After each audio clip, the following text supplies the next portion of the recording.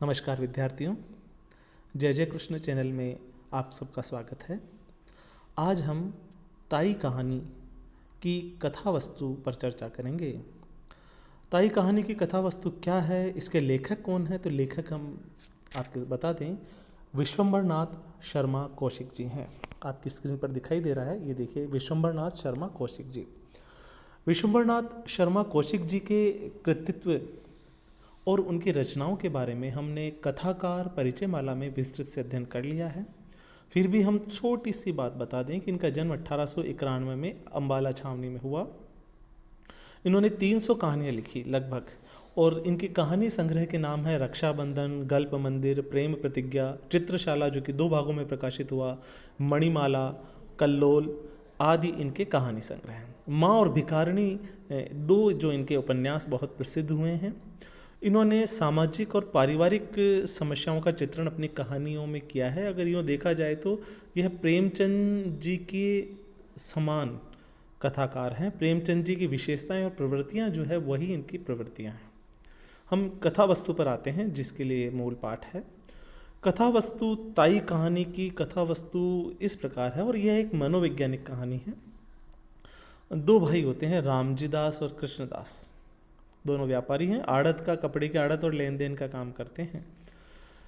अब ताई जो है वह है रामेश्वरी जी, और रामेश्वरी जी के पति का नाम है रामदास जी।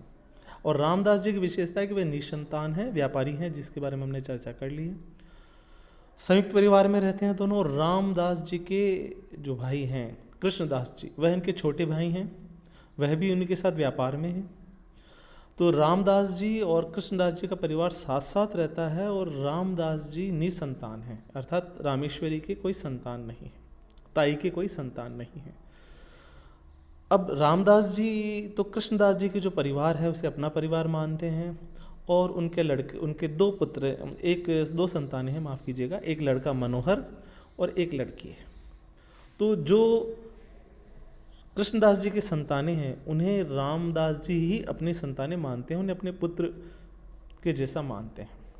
परंतु रामेश्वरी जी उन्हें अपना पुत्र नहीं मानती, वह उनसे ईर्ष्या करने लग जाती है।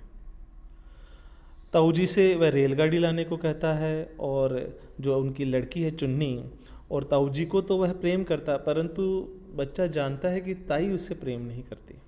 तो वह खुद कहता है कि ताई हमें प्यार नहीं करती, चुन्नी और ताऊ जी को बिठा कर ले जाऊंगा। संतान न होने की बात पर रामजी दास जी से रामेश्वरी नाराज रहती है, और वह बताती कि पंडितों के बताए उपाय नहीं करते आप। और रामेश्वरी जी अपने पति से तीखी बातें बोलती रहती है, यानी गरी खोटी सुनाती रहती है। एक दिन क्या हुआ कि दोनों बालक अर्थात चुन्नी और मनोहर छत पर खेल रहे होते हैं। रामेश्वरी जी भी वहाँ मौजूद रहती है, और रामेश्वरी जी को बालकों का खेलना अच्छा लगता है। रामजी दास इससे प्रसन्न होते हैं कि चलो बच्चों में इसका मन लगा है। उसके बाद वह उन्हें प्यार भी करने लगती हैं। परंतु क्या होता है, एक दिन रामेश्वरी छत पर अकेली बैठी होती है, और मनोहर आकाश से उड़ती हुई पतंग लेकर छज्जे पे आ जाता है। अब छज्जे से वह नीचे आंगन में गिरती हुई पतंग को देखने के लिए मुड़ता है, और उसी समय मुंडेर से हाथ फिसलने से वह लटक जाता है, और वह ताई को आवाज़ देता है कि ताई बचाओ, ताई बचाओ।